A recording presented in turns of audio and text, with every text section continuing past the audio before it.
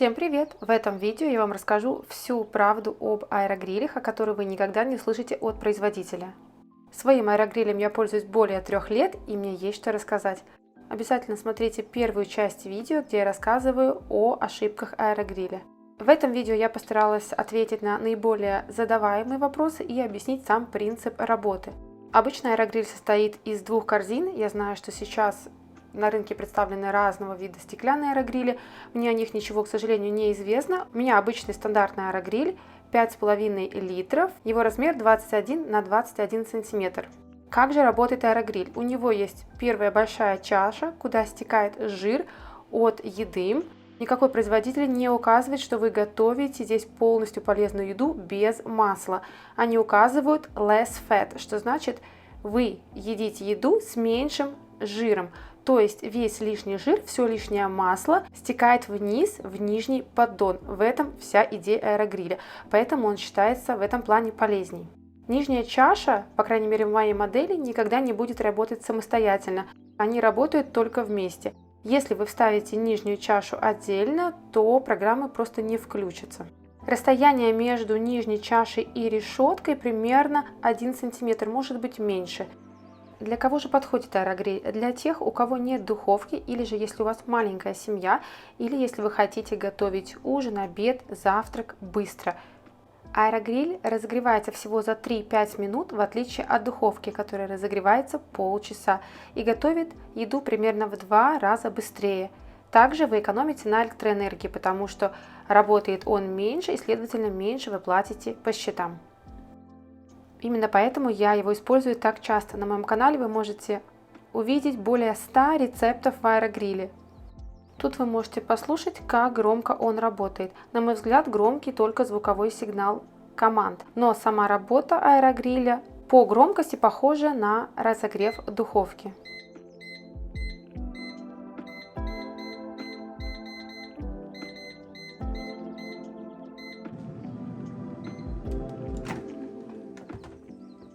Для чего же нужно 2 корзины? И почему они работают вместе? Принцип такой, что вниз стекает жир, лишний сок, поэтому еда у вас не тушится и как бы обжаривается без лишнего масла. В аэрогриле можно размораживать еду, но нужно понимать принцип. Если вы готовите, например, как я в видео показываю, замороженные овощи, вы ставите их примерно на 5-7 минут, чтобы вода оттаяла, и потом сливаете лишнюю жидкость с поддона. Хочу также отметить, что я не эксперт, обычный пользователь, который использует аэрогриль более 3 лет, поэтому все, что я скажу в этом видео, является лишь моим субъективным мнением. У вас может быть абсолютно другое, и это тоже будет правильно для вас. На видео я показываю, что у меня выстилана фольга. Если вам интересно, зачем я это делаю, то посмотрите первое видео про ошибки аэрогриля. Использовать фольгу не обязательно, это делаю я, потому что готовлю часто подряд в аэрогриле, очень много. И это делаю для того, чтобы его лишний раз не мыть. Лишнюю жидкость нужно слить для того, чтобы пары от жидкости не поднимались вверх и ваша еда не тушилась, а именно готовилась горячим воздухом. Нагревательный элемент находится сверху. Принцип примерно такой же, как в духовке с конвекцией, и за счет этого еда готовится горячим воздухом. Лишняя жидкость в продуктах нам не нужна. Замороженные котлеты я кладу чуть позже, потому что нужно оценивать время приготовления. Овощи сначала я разморозила, слила жидкость, потом добавила котлеты сверху и все вместе доготовила до конечного результата.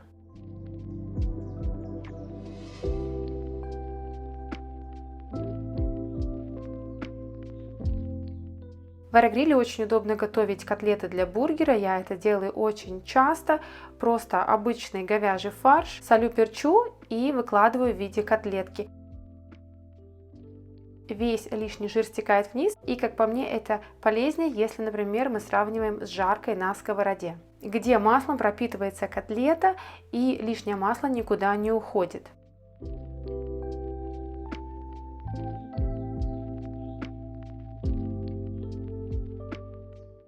Кто-то мне писал, что внизу в аэрогриле еда также получается с корочкой. Может быть, это в определенных новых моделях, но в стандартных аэрогрилях такого не произойдет. Вы можете этого не ждать.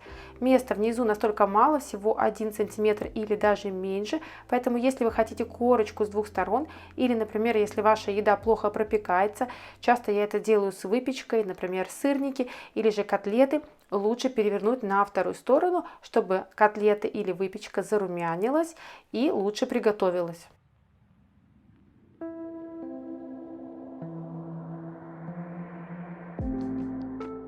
Теперь поговорим о программах в аэрогриле.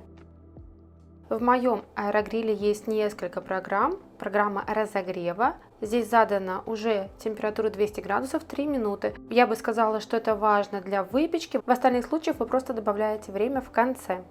У меня аэрогриль Profi Cook, довольно старая модель. И здесь имеется программа картофель фри, курица, мясо, стейк, рыба, бекон, сыр. Также здесь имеется мануальный режим, ручной, то есть вы сами задаете температуру и время. Люди часто заблуждаются, что вы положите еду в аэрогриль, выставите программу, забудете, отойдете, и потом еда будет вкусная без вашего участия. Это не совсем так. Программы, которые установил производитель, их время и температура – это всего лишь средний ориентир.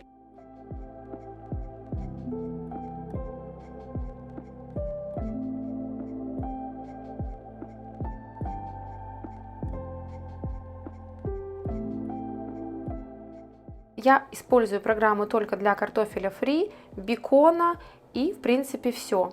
Остальное я готовлю на ручном режиме, сама выставляю время и температуру.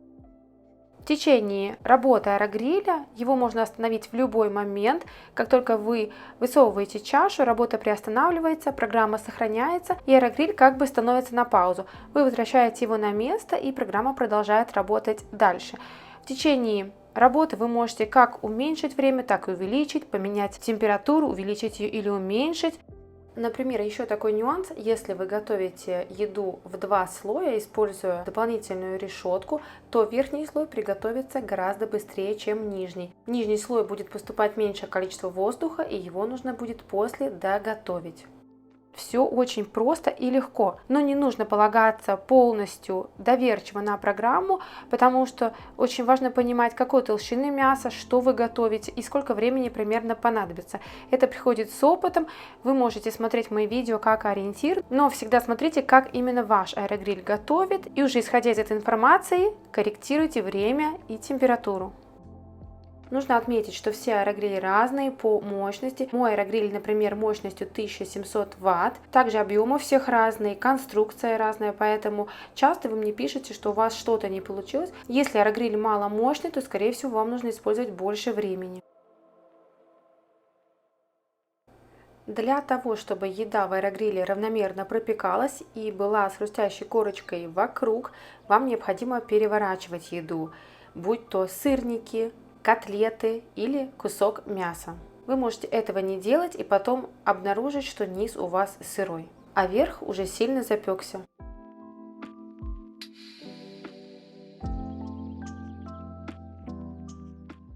На мой взгляд, в аэрогриле самая большая проблема и сложность приготовить выпечку, которая будет пропечена. Я вам расскажу несколько секретов, как этого избежать. Во-первых, не используйте большую форму, полностью заполненную тестом. Желательно выбирать форму с отверстием посередине. В таком случае выпечка будет равномерно пропекаться и середина никогда не будет сырой, потому что ее просто нет и воздух отлично циркулирует. Это действительно спасает.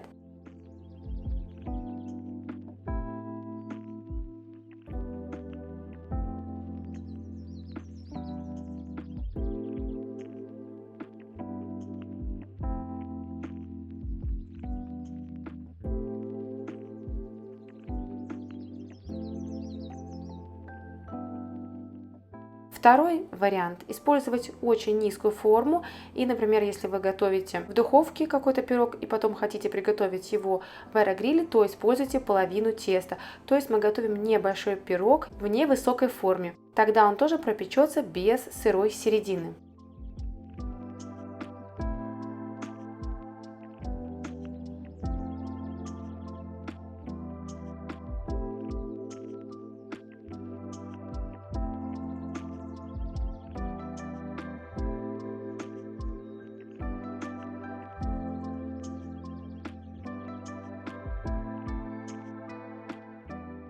Можно попробовать еще такой метод. Если вы готовите что-то в форме, особенно стеклянная форма трудно пропускает воздух, когда выпечка схватилась, например, хлеб, чиабатта, или же вы готовите пирог. Видите, я здесь показываю чиабатту, и я вижу, что слегка сырая серединка.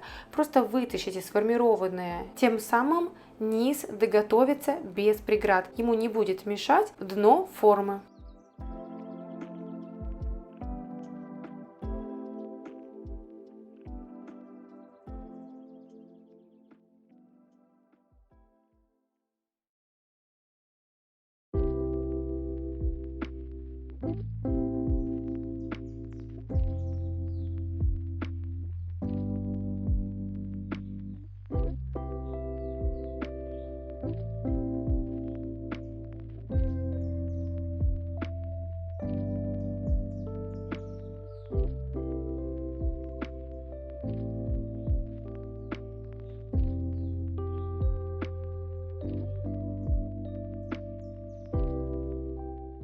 Еще особенность приготовления выпечки в аэрогриле – это то, что в пирогах и в кексах всегда поднимается центр. Кто-то мне писал, что им не нравятся кексы с высокой серединкой, но для меня это не является проблемой. Если у вас пирог, например, не поднялся, то это сигнал, что центр значит сыроват. Мы доготавливаем еще больше. Если же у вас горит верх, то мы понижаем температуру, например, сначала на 10 градусов и увеличиваем время на 5 минут. Проверяем готовность. Если еще сырой, также добавляем еще 5 минут.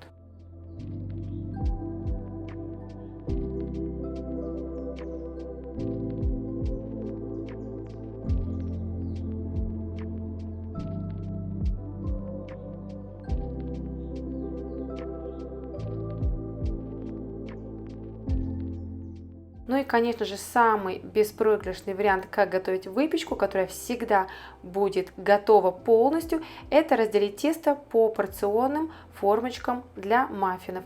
Я так делаю частенько, например, можно приготовить из данного теста банановый хлеб в одной форме для кекса, или же разделить их и сделать мини-кексики. Они приготовятся буквально за 10-15 минут.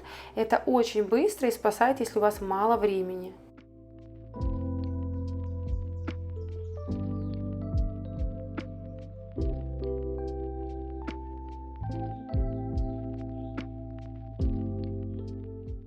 Еще я часто использую пергаментную бумагу для того, чтобы готовить выпечку. Я использую обычную для духовки, но для аэрогриля есть специальная в дырочку, чтобы проходил воздух.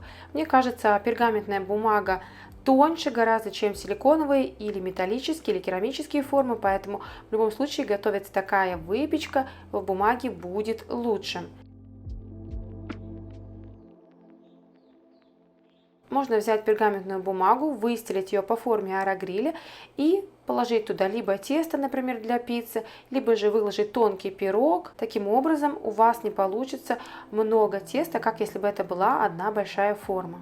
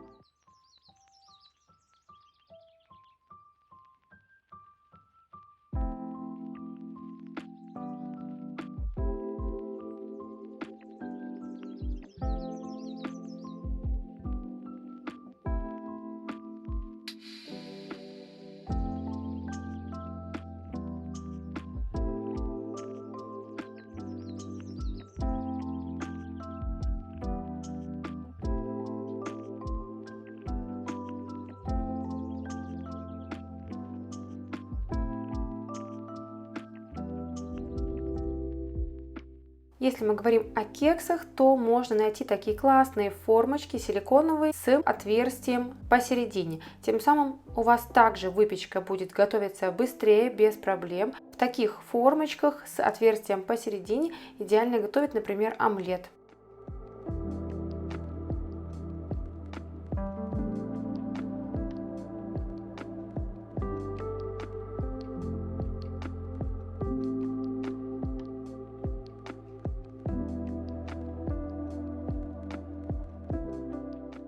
Для меня именно выпечка стала таким вызовом в аэрогриле, потому что здесь есть нюансы, о которых я вам рассказала.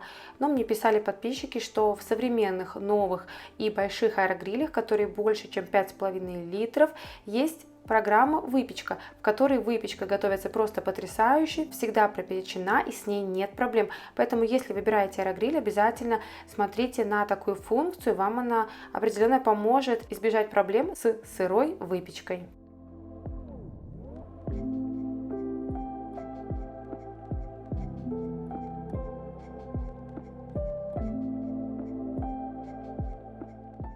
Что же нельзя готовить в аэрогриле? У меня часто спрашивают, можно ли там готовить суп, кашу или, например, сварить рис, гречку. Мне кажется, в аэрогриле можно приготовить практически все, кроме супа, потому что очень жидкие блюда здесь не готовятся. Да это и не нужно, потому что аэрогриль придуман не для этого. Что касается, например, риса, гречки, макарон или каши, конечно, вы можете попробовать приготовить эти блюда в аэрогриле, если у вас нет другой возможности приготовить их, например, на плите.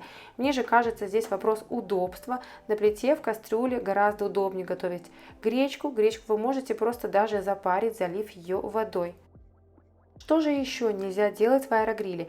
Воздух очень мощный. И когда аэрогриль начинает свою работу, то бумага пергаментная, которая не закреплена, или края, которые поднимаются вверх, просто улетит. У меня были уже такие случаи. Это может произойти, например, если вы готовите безе, либо какие-то тонкие, легкие печеньки, или же не отрезали края пергаментной бумаги, когда выливали тесто для пирога, и горячим воздухом эти края выпрямились, достигли нагревательного элемента и просто начали гореть.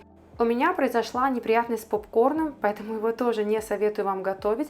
Все почему? Потому что попкорн, как мы знаем, стреляет. Его идеально готовить в кастрюле, но в аэрогриле готовый попкорн может запутаться в нагревательном элементе, в спирали и начать гореть. Если же, например, вы хотите накрыть еду фольгой сверху, для того, чтобы она пропекалась внутри, но не горела сверху, это тоже не очень хороший вариант, потому что фольга воздухом может также подняться вверх, у вас может просто все загореться. По этой причине в аэрогриль не стоит класть пакеты для запекания. Как мы все знаем, они надуваются, несмотря на то, что вы делаете, конечно же, отверстие в нем. Пакет надуется, достигнет верха нагревательного элемента, и у вас просто внутри будет дымиться, и потом вам будет очень тяжело от него очистить порванный пакет. В этом видео я постаралась рассказать обо всех проблемах, с которыми вы можете столкнуться, готовя еду в аэрогриле. Пишите в комментариях, есть ли еще какие-то проблемы с аэрогрилем у вас и как вы их решаете. Если вам это видео понравилось, было полезным, ставьте лайк, подписывайтесь на канал. Всем ата-ата и до скорых встреч в новом видео.